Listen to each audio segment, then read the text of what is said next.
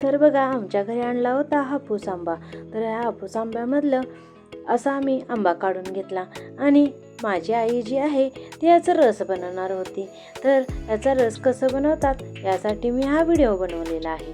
तर बघा अशा प्रकारे आंब्यांना छानसं धुवून घ्यायचं आहे आणि असं त्याला पिकवून एका पातेल्यामध्ये असं बघा या प्रकारे हे असं आपल्याला रस काढून घ्यायचा आहे. आंबा जो आहे खूप पिकलेलाच घ्यायचा आहे आपल्याला. हा हापूस आंबा खूपच गोड असतो.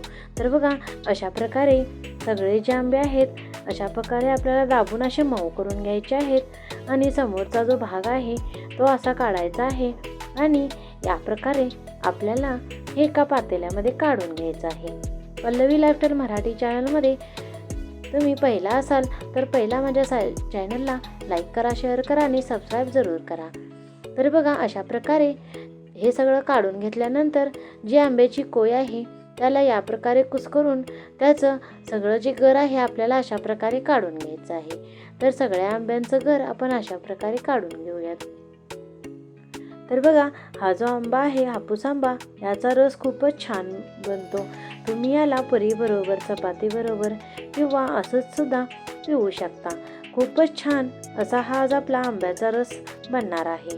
तर बघा अशा प्रकारे माझ्या आईने असं हे सगळं काढून घेतलं आणि बघा यामध्ये थोडंसं मीठ घालून घेतलं म्हणजे हे जे कोयला आणि त्याच्या वरच्या सालीला लागलेलं जे रस आहे किंवा जो गर आहे तो असा एकदम व्यवस्थित निघतो. तर बघा अशा प्रकारे त्याला आपण कुस्करून घेतलेला आहे आणि वरून थोडंसं थंड पाणी घालून घ्यायचं आहे.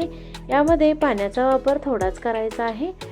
तर बघा अशा प्रकारे आपण हे गर आणि त्याचं साल असं कुस्करून घेणार आहोत.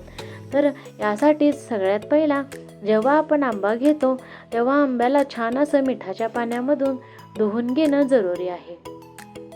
तर बघा अशा प्रकारे हे सगळं जे आहे छानसं असं काढून घेतलेलं आहे.